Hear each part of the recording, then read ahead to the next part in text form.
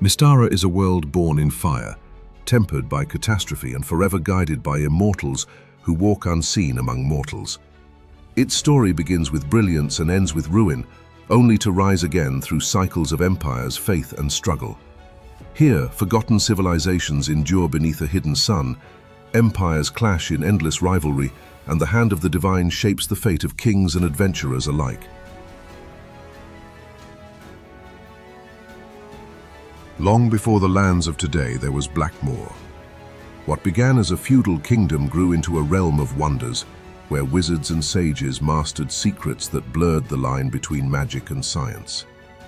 They built ships that soared across the sky, weapons that blazed with unnatural fire, and engines whose power rivaled the Immortals themselves.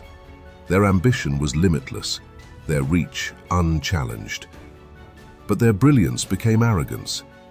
In seeking eternal power, they unlocked a force too great to control. The sky burned, seas rose, and the land convulsed. In a single moment, Blackmoor was obliterated, and the world itself was broken. The cataclysm became legend as the Great Rain of Fire, a storm that tilted the earth and froze the Northlands in eternal ice. Civilizations perished, forests burned, and mountains were torn asunder. The Golden Age ended in fire, and Mystara entered an age of ruin.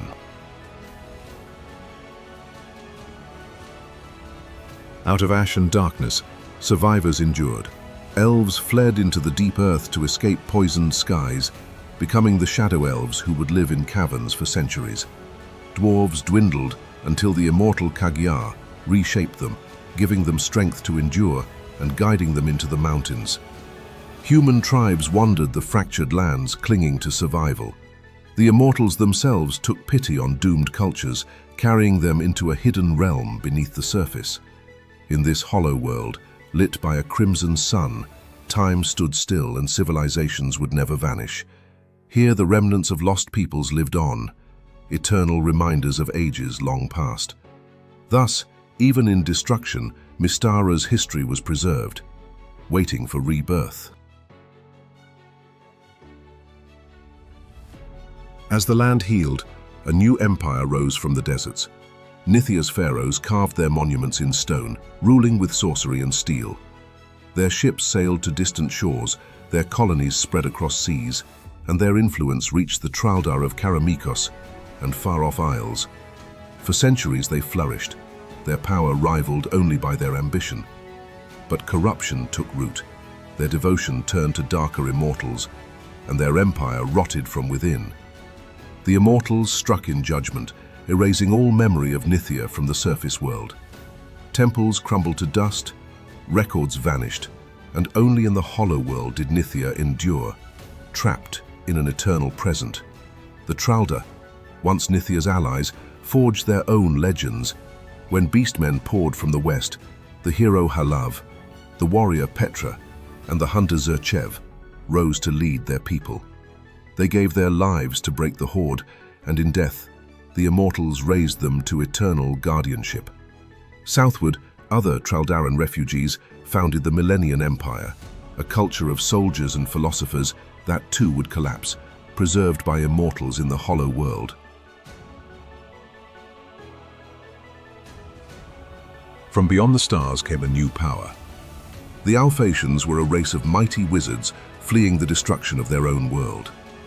They brought with them a fragment of their shattered land, carried across the void, and upon it they founded an empire ruled by magic alone. Among them, status was measured by sorcery, and those without it were servants to those who wielded the arcane. They spread swiftly across seas, claiming dominion over distant shores. Yet, in the shadow of their rule, other peoples rose.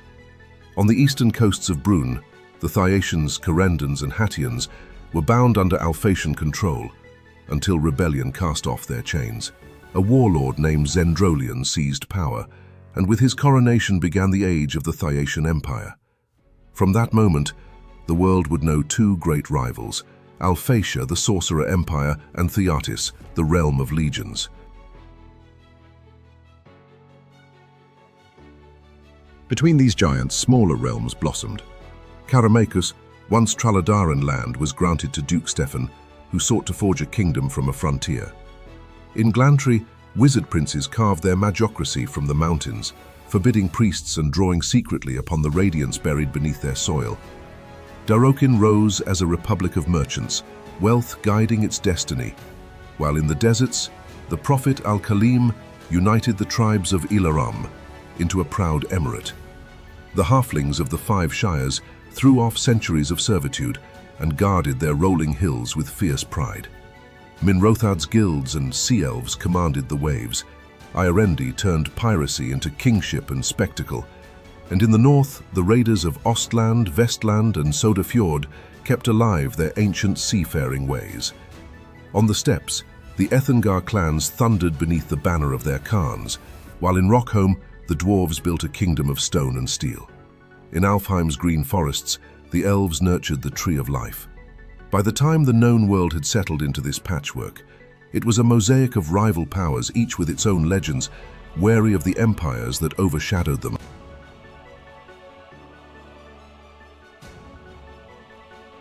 Beneath the surface lay the hollow world, where immortals preserved what history sought to erase. The Millennians endured in eternal empire, the Nithians built their pyramids anew, the Azkans spilled endless blood in sacrifice, and even gentle elves lived on as a culture frozen in time. Here the sun never set, and cultures never changed. The hollow world was both sanctuary and prison, eternal and unyielding. Far to the west stretched the savage coast, a land of color and curse. Along its shores, a strange red dust drifted on the wind, seeping into the blood of all who lived there. It granted sorcerous gifts, but at a terrible cost, slowly consuming flesh and spirit, unless warded by a rare metal. From this cursed ore, crimson blades were forged, coveted across the world. Here, baronies clashed in duels of honor, Lupin and Rakasta kingdoms ruled proudly, and hidden magocracies spun their schemes. The savage coast was a place of danger, beauty, and legend, Mystara's eternal frontier. Mystara has no gods, only immortals. Each was once mortal who, through trial and destiny, ascended beyond death. They embody the forces of the world, energy, matter, thought, time, and the shadow of entropy. Some are remembered as ancient heroes, Halav, Petra, Zirchev. Others became patrons of conquest, like Vanya, who inspired crusaders and emperors. Ixion, the sun, burns away corruption. Raphael binds his shadow elves in faith to his crystal relics. Thanatos whispers ruin from the darkness. The Immortals meddle ceaselessly. They erased Nithya, preserved the Millennians, moved peoples into the hollow world, and walked among mortals in disguise.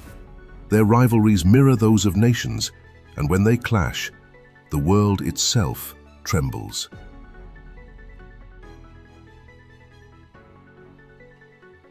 Though Blackmoor is gone, its shadow lingers. Deep beneath Glantry lies the Radiance, the nucleus of the spheres, a relic of Blackmoor's hubris. Its energies are boundless, but every spark threatens to unbalance the world. Wizards who drew upon it found power beyond imagination, and Etienne d'Ambreville himself rose to immortality through its touch, becoming Rad. Elsewhere, the echoes of Blackmoor shaped the present.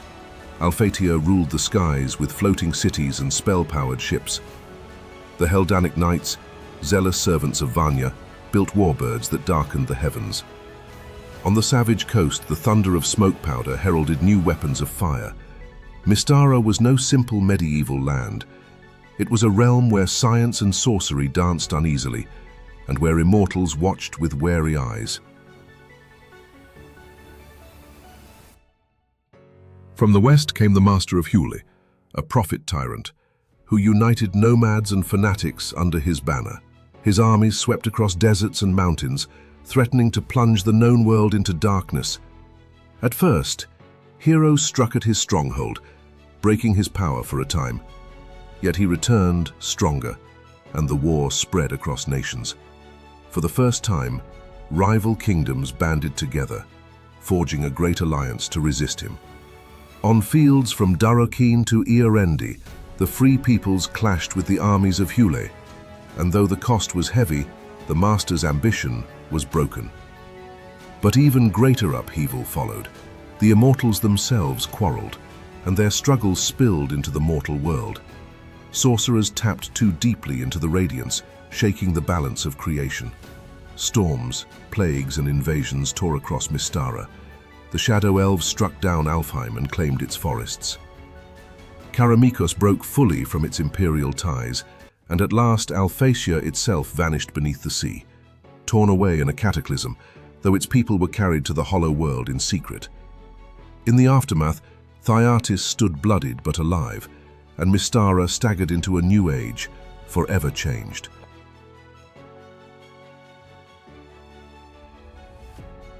Mystara's fate is not only written by nations, but by individuals whose ambition shapes history. Emperor Thinkol, once a gladiator, rose to rule Thyatis with iron will. Empress Ariadna, wise and cunning, guided Alphatia until its fall. Stefan Karameikos sought to bind two peoples into one kingdom.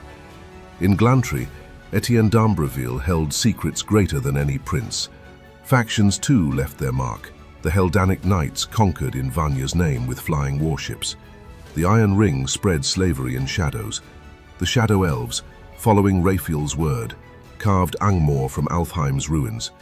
Ancient enemies stirred again, Alphax, eternal foe of Alphatia, and the Master of Hule, ever plotting his return.